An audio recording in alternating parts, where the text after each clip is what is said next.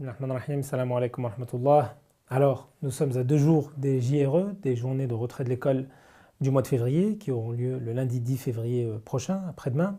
Et l'idée de cette vidéo, c'est de vous rassurer, parce qu'il y a de plus en plus de confusion autour de ces JRE, autour de cette théorie du genre. Alors, on va essayer de délier le vrai du faux. Je vais vous présenter une dizaine d'arguments pour démontrer par A plus B que cette théorie du genre est derrière la théorie du genre, c'est-à-dire que sous couvert d'égalité des sexes, on est en train d'insuffler au sein de l'école un esprit de valorisation des pratiques LGBT. Et ce n'est pas du tout le but de l'école. Le but de l'école, c'est d'abord de transmettre un savoir et non pas d'éduquer des enfants. En ce qui concerne les valeurs transmises à mon fils, c'est moi qui m'en occupe. Donc pour pouvoir clarifier le vrai du faux et vous montrer que l'éducation nationale est vraiment dans une démarche de prosélytisme dangereux, on va vous donner des arguments.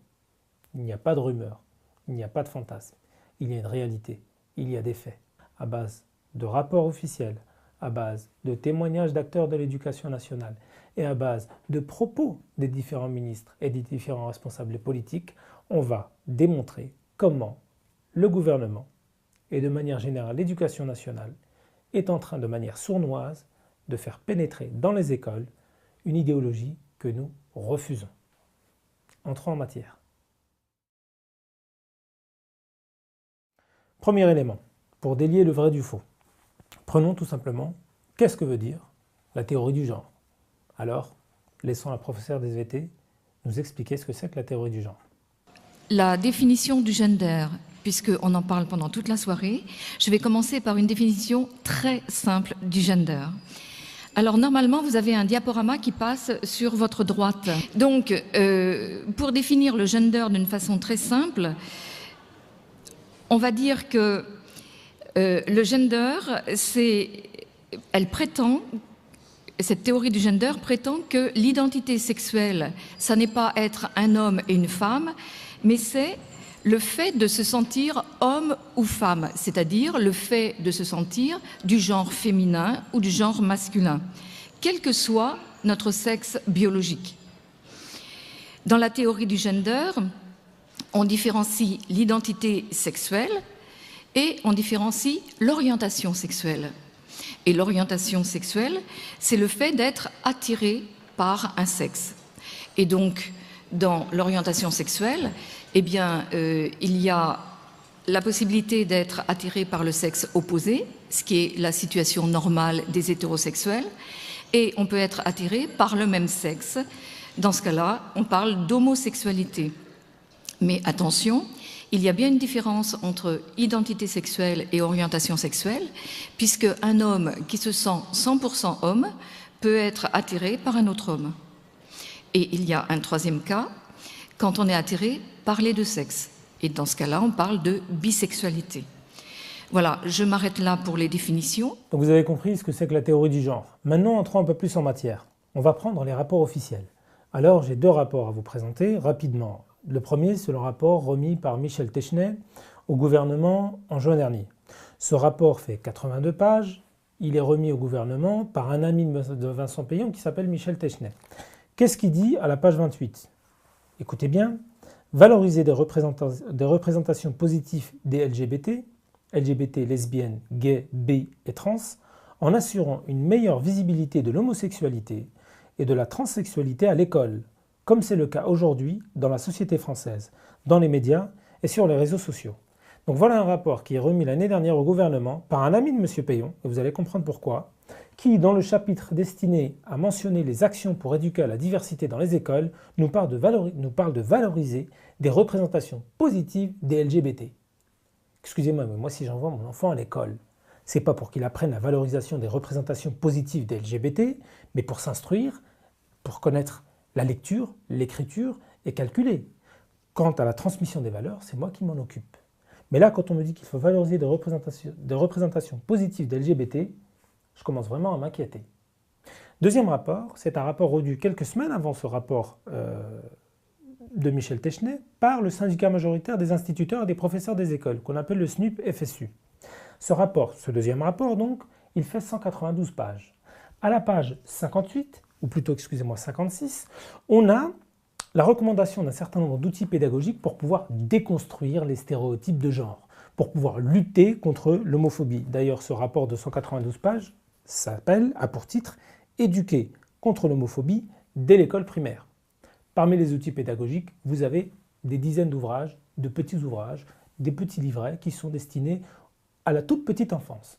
Vous avez des livres comme Tango à deux papas, Jean à deux mamans, Mehdi met du rouge à lèvres. Mais arrêtons-nous sur le livre Jean à deux mamans. Il est déjà disponible.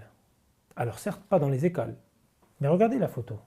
Ce sont des photos d'une bibliothèque municipale du 93. Donc ce livre-là, les rapports ne servent à rien ou les rapports ne sont pas appliqués. Or, les rapports sont mis en application. La preuve, c'est que l'ouvrage mentionné dans le rapport Jean à deux mamans est déjà disponible dans des bibliothèques du 93. Mais mieux que ça, il est également disponible dans la bibliothèque de la Cité des sciences et de l'industrie à Paris. Regardez la capture d'écran. Ça veut donc dire que les deux rapports, l'un écrit par Michel Techenet, le deuxième par le syndicat majoritaire des instituteurs et des professeurs des écoles. Vous remarquerez que ce deuxième rapport, il est également préfacé par le même Michel Techenet. Ce même Michel Techenet était en 1984 membre, et je crois même fondateur, de l'association Homosexualité et Socialisme, qui faisait du lobbying gay à l'intérieur du Parti socialiste. 30 ans plus tard, celui qui était un membre éminent du lobby gay conseille le gouvernement pour à la fin voir ses recommandations en partie appliquées dans le cadre scolaire ou dans le cadre éducatif, puisque voir ce genre d'ouvrages, de petits ouvrages, déjà dans les bibliothèques municipales et dans la bibliothèque de la Cité des sciences et de l'industrie, c'est en partie mettre en application ces rapports. Alors je rappelle que c'est une expérimentation aujourd'hui qui est lancée dans 600 écoles, dans une dizaine d'académies et que l'année prochaine elle sera généralisée à l'ensemble du territoire national, c'est-à-dire 48 000 classes. Mais moi je ne vais pas attendre que mon fils, on lui enseigne ces ouvrages pour m'alerter. La preuve, c'est que ces livrets sont déjà enseignés, ou en tout cas sont mis à la disposition du public dans le cadre éducatif global, puisqu'on les trouve dans des différentes bibliothèques qui sont fréquentées par les parents. Donc, il y a aujourd'hui effectivité, réalisation, concrétisation de ces rapports qu'on a remis au gouvernement. Et dernier élément, si vraiment, enfin je vais dire les choses différemment, ce sont des rapports remis par plus ou moins le lobby gay. Est-ce que vous pensez que le lobby gay a aujourd'hui une effectivité, a une influence aujourd'hui auprès du gouvernement français ? Je pense qu'il n'y a qu'à voir la place de Caroline Fourest, comment elle est traitée dans les médias, comment malgré tous ces mensonges et ces manipulations, elle truste l'ensemble du paysage audiovisuel français. Caroline Fourest est avec nous, elle est journaliste, elle est militante, elle est essayiste, elle est réalisatrice aussi. Bonjour, je suis ravie de vous connaître. Bonjour. C'est vrai qu'on vous voit souvent à la télévision, puisque vous participez maintenant beaucoup à des débats, on vous demande aussi vos pensées, vos réflexions. Vous avez 30... Pour se rendre compte que le lobby gay a effectivement pas mal d'influence dans le gouvernement et dans les élites en général. Donc quand des rapports pour le lobby gay sont remis au gouvernement, je pense qu'ils ont des chances, pour ne pas dire de grandes chances, d'être appliqués. Argument numéro 3. Revenons au courrier du ministre Vincent Peillon l'an dernier, qui a été écrit et destiné à l'ensemble des recteurs d'académie en janvier 2013. Ce courrier disait, alors là je vais vous le citer, « Je vous invite également à relayer avec les plus grandes énergies, au début de l'année, la campagne de communication relative à la ligne Azur, ligne d'écoute pour les jeunes en questionnement à l'égard de leur orientation ou de leur identité sexuelle. » Donc le ministre s'adresse aux recteurs d'académie et leur dit « Je vous invite également à relayer avec la plus grande énergie, au début de l'année, la campagne de communication relative à la ligne Azur. » Alors oui, la ligne Azur, c'est une ligne destinée à accompagner un petit peu les enfants, les adolescents notamment, du collège et du lycée, qui sont en questionnement identitaire et qui peuvent effectivement subir des troubles et des souffrances quant à leur orientation sexuelle. Ceci dit, les cartes postales qui ont été mises en place, notamment dans le cadre de la campagne santé sexuelle, sont quand même particulièrement obscènes. Est-ce que c'est comme ça qu'on va orienter les enfants pour pouvoir les apaiser, pour pouvoir essayer de contrer un petit peu leur souffrance avec ce genre de photos, avec ce genre d'images, avec ce genre de cartes postales? Je vous laisse juger, tout simplement. Argument numéro 4. Voyons plutôt la vidéo, ça va être encore beaucoup plus simple. Parce que on parlait de valorisation des pratiques homosexuelles, ça avait déjà été fait. par la ministre Najat Vallaud-Belkacem avec des militants LGBT qui sont venus dans des écoles, filmés par la télévision et faire la promotion de leur manière de voir les choses, de leur vision du monde. Regardez. Les choses s'arrangent. C'est parce qu'on éduque, c'est parce qu'on explique et on est au début seulement des explications sur l'orientation sexuelle. Parmi les élèves, une invitée un peu particulière. À quelques semaines de l'examen du texte autorisant le mariage homosexuel, le gouvernement a pour mission de convaincre même les plus jeunes. Ça veut dire que finalement pourront se marier des gens qui s'aiment même s'ils sont de même sexe, ce qui n'était pas le cas jusqu'à présent. Alors, argument numéro 5 maintenant, un argument assez puissant quand même. Parce que Najat Vallaud-Belkacem nous dit que la théorie du genre, ça n'existe pas. Elle l'a dit, elle l'a redit, et c'est ce que répète le gouvernement depuis maintenant plusieurs jours pour pouvoir calmer un peu les doléances légitimes des parents. Regardez. Et qui se demande, au lieu de mettre en place la théorie du genre, ne devrions-nous pas renforcer le français et les mathématiques ? À l'école, j'imagine. Votre question, comment il s'appelle? Droite Monsieur. décomplexée. Votre question, monsieur, aurait un sens si nous nous apprêtions à introduire une théorie du genre à l'école ou même ailleurs. Mais la théorie du genre n'existe pas. Ça n'existe pas. En tout cas, je ne l'ai jamais rencontrée. Ça n'existe pas.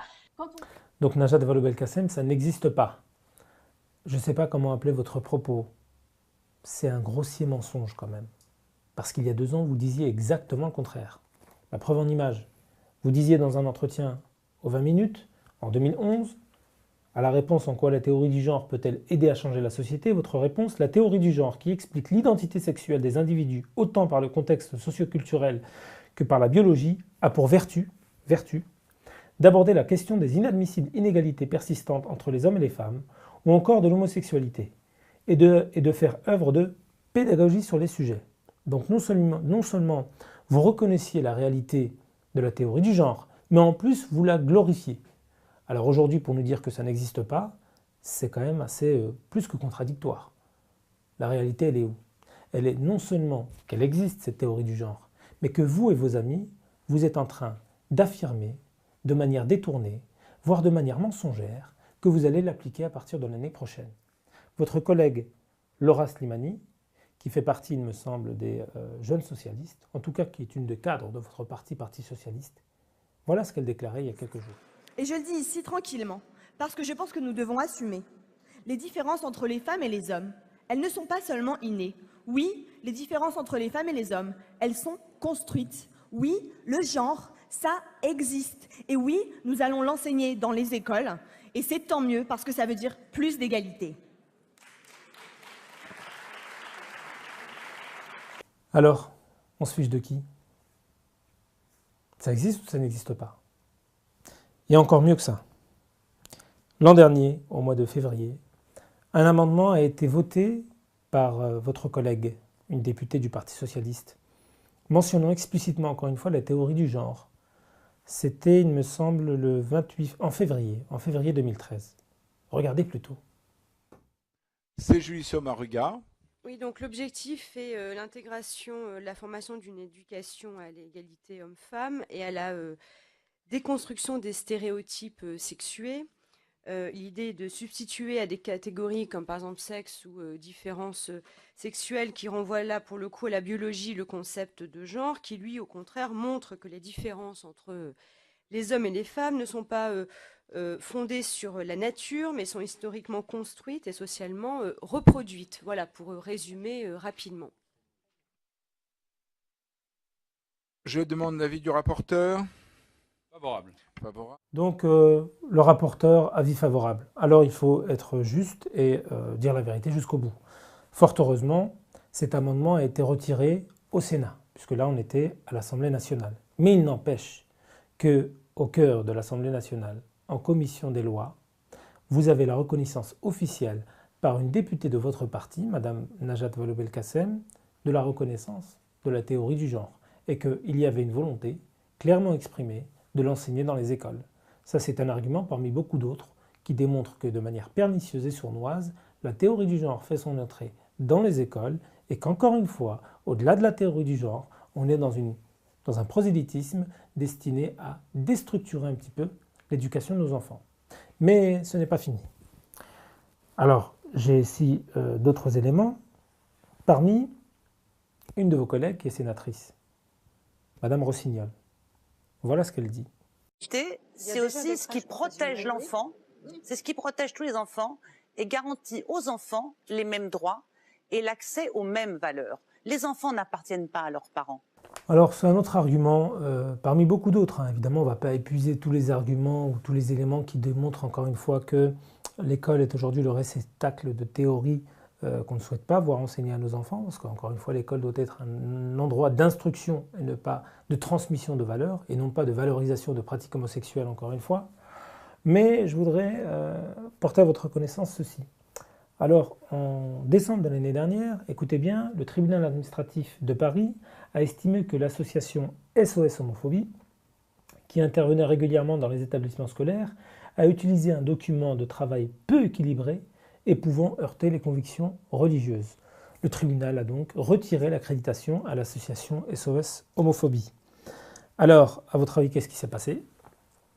Quelques mois plus tard, le gouvernement a redonné l'accréditation à cette même association. Donc à ceux qui nous disent qu'il n'y a pas de lobby gay, se voir retirer une accréditation au mois de novembre ou au mois de décembre pour ensuite voir le ministère de l'Éducation nationale vous redonner cette même accréditation quelques mois plus tard, c'est quand même la preuve que vous avez une petite influence auprès du ministre de l'Éducation nationale, Madame Payon, pour reprendre l'expression de mon amie Farida Belgoul. Bien, ce n'est pas terminé, et on va poursuivre. C'est tout aussi inquiétant, puisque vous savez qu'une partie du droit français est issue de l'Union européenne, et en début de semaine, il y a un rapport qui a été adopté en plénière par le Parlement européen. Ce rapport s'appelle le rapport Lunacek. Alors là, on a un article, et on vous mettra donc les lignes que je vais vous lire, qui nous dit que dans ce document, donc dans le rapport Lunacek adopté par le Parlement européen en début de semaine, il est ainsi suggéré que le choix devait être donné en matière de procréation aux personnes LGBT, sans discrimination, que les cours d'éducation sexuelle doivent apporter un regard favorable sur les personnes LGBT, tiens, la même chose que le rapport Technet que j'évoquais au début, que les hôpitaux disposent de services ad hoc pour prendre en charge les opérations de changement de sexe, que le droit familial des États membres prévoit la possibilité que les enfants aient plus de 2 parents, ou encore que les autorités locales ou régionales facilitent l'organisation d'événements tels que les défilés de type Pride. Non, je crois que je vais répéter. Je crois que je vais répéter parce que c'est quand même assez lourd. Donc on a un rapport qui enjoint aux États membres d'apporter un regard favorable sur les personnes LGBT, que les hôpitaux doivent disposer de services pour prendre en charge les opérations de changement de sexe, que le droit familial des États membres prévoit la possibilité que les enfants aient plus de 2 parents, ou encore que les autorités locales ou régionales facilitent l'organisation d'événements tels que les défilés de type Pride, Gay Pride, etc., etc. Donc là, on est au niveau européen et on a donc au niveau européen la même volonté farouche de faire du prosélytisme pro-LGBT pour encore une fois déconstruire un petit peu l'éducation de nos enfants. Et donc on est dans une même atmosphère d'indifférenciation sexuelle. Nous sommes en face d'une volonté affirmée à la fois du gouvernement français et au plus haut niveau européen, dans l'espace européen, afin de faire la promotion des pratiques homosexuelles dès l'école, dans les hôpitaux, dans le droit familial, etc., etc. Alors, je ne sais pas pour vous, mais moi ça m'inquiète un petit peu, pour ne pas dire beaucoup. Il est vraiment grand temps de se prendre en charge, grand temps d'agir avant qu'il ne soit trop tard. Alors on n'est pas dans la dramatisation abusive, on a mis en évidence que des éléments factuels, des rapports officiels, des éléments qui sont des témoignages d'acteurs de l'éducation nationale, ou bien des livres qu'on a vus dans les bibliothèques, ou bien des propos du gouvernement, ou bien de ceux qui sont aujourd'hui au pouvoir. Tout ça est aujourd'hui prouvé. Donc ceux qui nous accusent d'être dans le fantasme ou l'excitation, nous vous retournons l'argument. C'est vous qui êtes plutôt dans l'auscultation et, j'allais dire, la manipulation. Parce qu'aujourd'hui, en France, avec ce gouvernement, nous sommes en phase, vraiment, de déstructurer l'éducation de nos enfants. Il est grand temps d'agir. C'est la raison pour laquelle on vous invite à participer aux journées de retrait de l'école du mois de février, qui aura donc lieu lundi prochain, lundi 10 février, pour pouvoir s'asseoir avec vos enfants, vous réunir en comités locaux dans les différentes villes là où vous êtes, et de commencer à réfléchir afin de proposer des alternatives, afin de questionner vos responsables éducatifs, et afin peut-être, et là je m'adresse à la communauté musulmane, de penser à une alternative scolaire, crédible, pour éduquer nos enfants comme on le souhaite. Alors, ce n'est pas une perspective communautaire, mais en même temps, on n'a pas à se cacher pour pouvoir lancer des plateformes éducatives au sein de la communauté musulmane. Il y a des centaines d'écoles juives, des centaines d'écoles catholiques, personne ne leur a fait le procès du communautarisme. On peut également se prendre en charge, et j'ajoute que les JRE, ce n'est pas que la communauté musulmane. Il y a beaucoup d'athées, il y a beaucoup de gens de tradition philosophique, catholique, chrétienne et autres qui soutiennent cette initiative. Alors, soutenons-la, soutenons Farida Belgoul, et pour ma part, prenons-nous en charge afin d'être à la hauteur de notre message. Salam alaikum wa rahmatullah, et certainement à très bientôt pour d'autres vidéos.